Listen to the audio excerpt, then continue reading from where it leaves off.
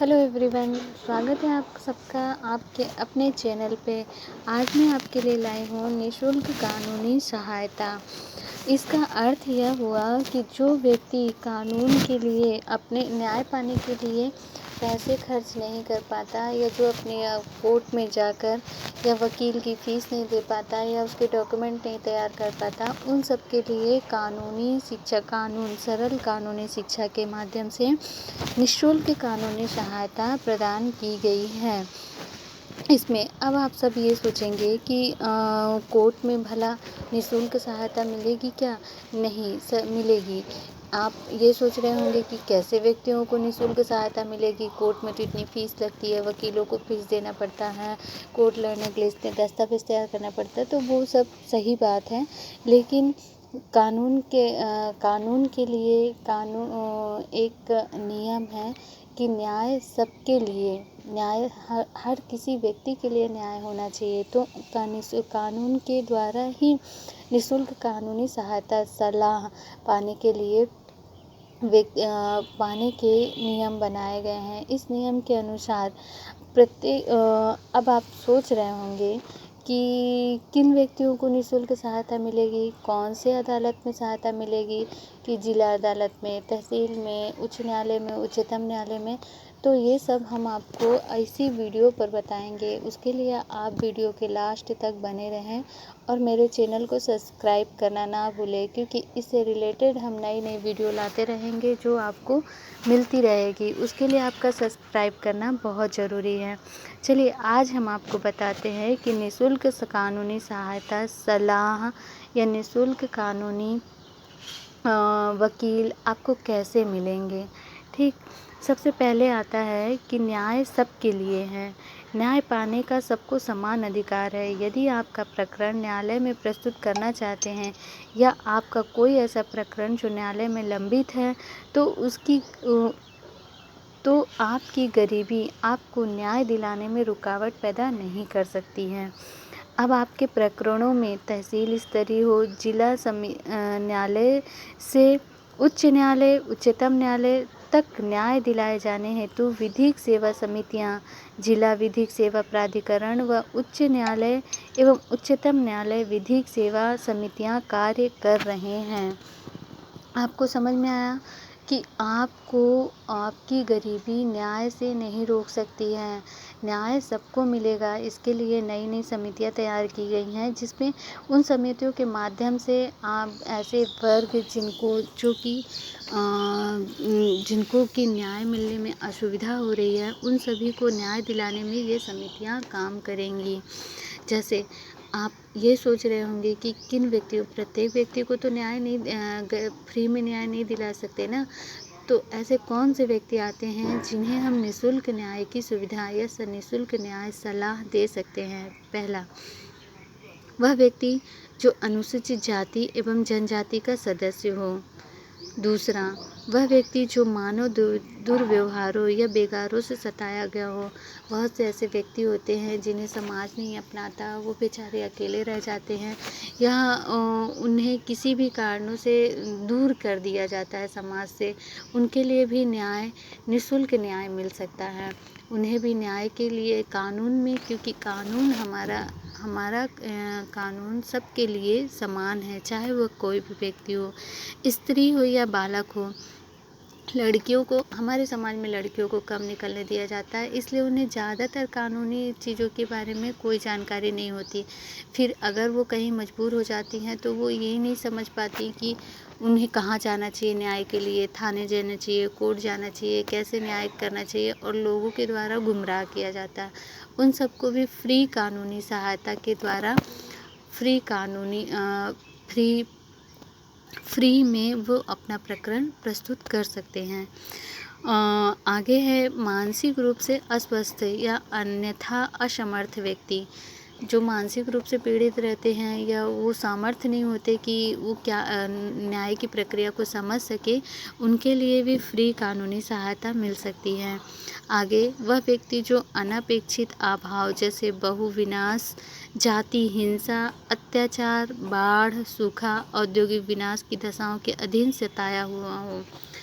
जैसे कभी कभी जैसे बाढ़ आती है तो लोगों के घर बह जाते हैं या कुछ भी ऐसे प्रकरण हो जाते हैं जिसमें उन्हें कानून की सहायता चाहिए, तो वो भी कानून से फ्री कानूनी सहायता सलाह से के माध्यम से अपना केस लड़ सकते हैं। आगे है अभिरक्षा में है जिसके अनैतिक व्यापार अधिनियम 1956 के अंतर्गत किसी संरक्षण गृह में या किशोर मनोचिकित्सीय अस्पताल परिचर्या गृह में रखा गया हो।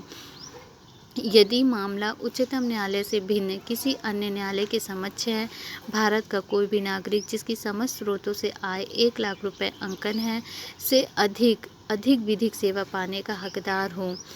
उन लोगों को उन कहने का तात्पर्य यह है कि वो सभी व्यक्ति जो गरीबी रेखा के नीचे जीवन यापन करते हैं या जिनकी वार्षिक आय 1 लाख रुपए से अधिक नहीं है, वे सभी व्यक्ति इस निःशुल्क कानूनी शिक्षा के माध्यम से अपने प्रकरण को कोर्ट में निःशुल्क प्रकरण प्रस्तुत कर सकते हैं और अपना न्याय प्राप्त कर सकते हैं। वैसे भी हमारे इंडिया में यह कहा गया है कि भले ही चाहे अनेक हजारों बेगुनाह छूट जाए, हजारों गुनाहगार छूट जाए, लेकिन एक बेगुनाह को सज़ा नहीं होनी चाहिए। मतलब हजारों गुनाह करने वाले भले ही उनको सज़ा ना मिले, लेकिन एक भी कोई जो बेगुनाह है उनको सज़ा मिले, ये हमारे न्याय के लिए शर्मनाक बात होती है। आगे यह है विधिक सेवा एवं सलाह किन किन रूपों में प्राप्त की जा सकेगी। अब आपको आगे यह जानकारी होनी चाहिए कि आप ये सोच रहे होंगे कि कानून द्वारा हमें कैसे फ्री सहायता मिलेगी, कानून पैसा तो नहीं देगा, फिर कैसे सहायता मिलेगी। तो कोर्ट की फीस, आदेशिका फीस, साक्ष्यों तथा पेपर बुक के व्यय, वकील फीस, कानूनी कार्यवाही के संबंध में देय समस्त खर्च, कानूनी कार्यवाहियों में वकील उपलब्ध कराना। मतलब जैसे कोर्ट द्वारा किसी भी प्रकरण में कोर्ट द्वारा कुछ फीस निर्धारित की जाती है, वो फीस माफ़ होगी। फिर आदेशिका फीस, जो आदेश के तहत जो भी फीस होती है वो माफ़ होगी।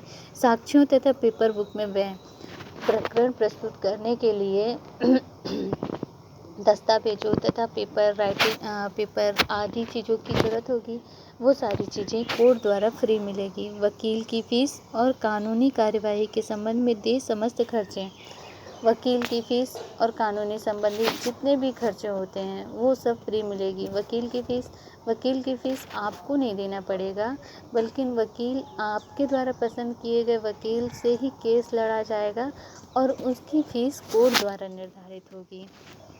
आगे कानूनी कार्यवाहियों में वकील उपलब्ध कराना। और भी ऐसे कानूनी कार्यवाही होंगी जिसमें मान लीजिए आपको वकील की सलाह ज़रूरत होती है या किसी और वकील की ज़रूरत पड़ेगी, तो वो सारी चीज़ें भी आपको कोर्ट के द्वारा फ्री दी जाएंगी।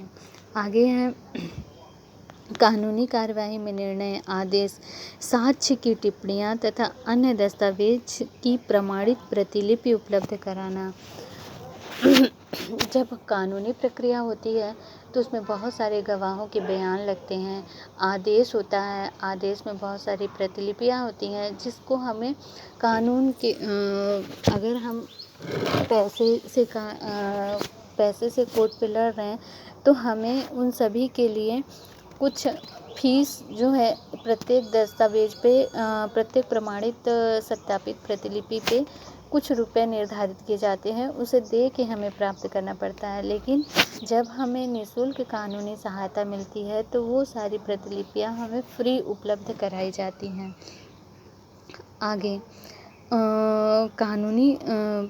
कानूनी कार्यवाही में पेपर बुक तैयार करना, जिसमें दस्तावेजों, मुद्रण, टंकण तथा अनुवाद के खर्च भी सम्मिलित हैं।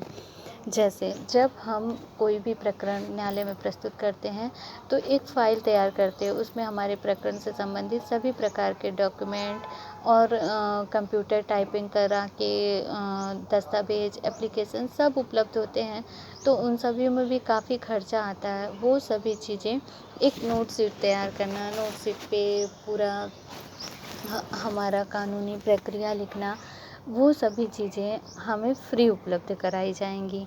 आगे है किसी मामले में कानूनी दस्तावेज़ों का प्रारूपण करना। जितने भी कानूनी दस्तावेज हैं उनका प्रारूपण करना भी फ्री में होगा। फिर है कानूनी दस्तावेज़ों का किसी मामले में कानूनी सलाह देना।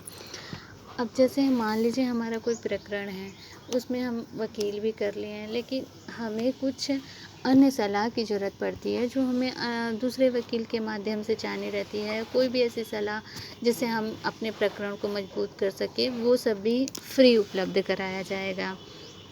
आगे इस प्रकरण में ये आता है कि अब आपको ये समझ में आ गया कि कानूनी के द्वारा फ्री निःशुल्क सहायता किसे प्रदान की जाएगी। अब ये आता है कि विधिक सहायता किन किन अदालतों में प्राप्त की जा सकती है। हमारे द्वारा अदालत कई जगह लगते हैं ना, जैसे तहसील में, जिला में, उच्च न्यायालय, उच्चतम न्यायालय सभी जगह लगते हैं। तो हमें किन जगह विधिक सहायता प्राप्त की जाएगी, तो हमें इन सभी जगह विधिक सहायता हम प्राप्त कर सकते हैं। चाहे वह तहसील में स्थित दीवानी हो, फौजदारी हो, राजस्व सहित सभी उच्च न्यायालय, उच्चतम न्यायालय, राजस्व मंडल एवं सर्वोच्च न्यायालय हेतु प्राप्त की जा सकती हो, सभी जगह हमको निःशुल्क सहायता मिल सकती है। आगे है विधिक सहायता के लिए आवेदन पत्र कैसे करें। सबसे इम्पोर्टेंट बात अब ये आ गया, विधिक सेवा में आवेदन कैसे करें, हमें कैसे आवेदन करना चाहिए, कहाँ आवेदन करना चाहिए, किस तरह का आवेदन लिखें कि हमको विधिक सहायता मिल सके, उसके लिए अब हम बात करेंगे। प्लीज़ मेरे चैनल को सब्सक्राइब करना ना भूलें। अगर मेरा वीडियो पसंद आता है तो लाइक और कमेंट करें, और मुझसे अगर कुछ बातें छूट जा रही हैं या कुछ जानकारी आपको चाहिए तो आप कमेंट्स करके बोल सकते हैं। आगे विधिक सहायता के लिए आवेदन पत्र जिले में सचिव, जिला विधिक सेवा प्राधिकरण, जिला विधिक सहायता अधिकारी को प्रस्तुत कर सकते हैं। तहसील में हम अलग अलग जगह अलग अलग ही आवेदन कर सकते हैं। ठीक है। आगे है तहसील में स्थित व्यवहार न्यायालय में पदस्थ वरिष्ठ न्यायाधीश को। आगे उच्च न्यायालय के लिए सचिव, उच्च न्यायालय विधिक सेवा समिति को। आगे है सुप्रीम कोर्ट के सचिव, सुप्रीम कोर्ट के लीगल सर्विस कमेटी नई दिल्ली को। फिर आवेदन पत्र संबंधी न्यायालय के न्यायाधीश को भी दिए जा सकते हैं। इसमें आपको समझ में आया कि हमारा प्रकरण चाहे किसी भी न्यायालय पे उपस्थित हो, हम उस प्रकरण में निःशुल्क सहायता प्राप्त कर सकते हैं, कैसे आवेदन कर सकते हैं। इसमें आपको समझ में आ गया कि किन व्यक्तियों के लिए निःशुल्क सहायता है, किन किन रूपों में की जा सकती है, किस किस तरह हमको विधिक सहायता फ्री मिल सकती है, और हम किन अदालतों में कर सकते हैं, और सबसे इम्पॉर्टेंट हम आवेदन कैसे कर सकते हैं। इन सभी की जानकारी हम आज आपको दिए। अगर इससे रिलेटेड कुछ भी जानकारी छूट गई हो या कोई भी जानकारी जो आप प्राप्त करना चाहते हैं, प्लीज़ कमेंट्स के माध्यम से कर सकते हैं। आगे है मजिस्ट्रेट न्यायालय में विधिक सहायता अधिवक्ता। आगे प्रतिनिधि विहीन व्यक्तियों को अभिरक्षा अवधि में न्यायालय में सम्मानजनक पैरवी सुनिश्चित करने एवं सुरक्षा प्रदान करने के लिए रिमांड का विरोध करने, जमानत कराने तथा प्रतिनिधि विहीन अभिरक्षा में रह रहे व्यक्तियों को समानता के आधार पर न्याय प्राप्त हो सके, जिला तथा तहसील के न्यायिक तथा कार्यपालिका दंडाधिकारी के न्यायालय हेतु अधिवक्ताओं की नियुक्ति की गई है। अभिरक्षा व्यक्ति विधिक सहायता अधिवक्ता के माध्यम से पैरवी करने हेतु आवेदन कर सकता है। मजिस्ट्रेट न्यायालय में भी कई अधिवक्ताओं की नियुक्ति की गई है जो आपको विधिक सेवा सहायता प्रदान करने में मदद करेंगे। इस तरह से हम आपको वीडियो के माध्यम से पूरी जानकारी दे रहे हैं। अगर आपको मेरी वीडियो पसंद आ रही है तो प्लीज़ मेरे चैनल को सब्सक्राइब करना ना भूलें, ताकि मैं इसी तरह आगे और वीडियो ला सकूं। अगली वीडियो में हम आपको महिलाओं के कानूनी अधिकार तथा कानूनी अधिकार क्षेत्र तथा उन धाराओं के बारे में जानकारी देंगे जो कि न्यायालय में जाते ही हमें समझ नहीं आती है। जैसे किसी व्यक्ति को गिरफ्तार किया गया तो गिरफ्तारी के समय क्या धारा लगी है, उसका ज़मानत कैसे होगा, इन सब के बारे में हम एक एक टॉपिक लेके आपको जानकारी देंगे, जिससे आपको दैनिक उपयोगी कानून की सरल भाषा का संग्रह मिल सके। इस तरह अगर आपको मेरी वीडियो पसंद आ रही है तो प्लीज़ सब्सक्राइब करना ना भूलें, ताकि मैं अगली वीडियो आपको इससे भी अच्छे तरीके से ला सकूं। धन्यवाद।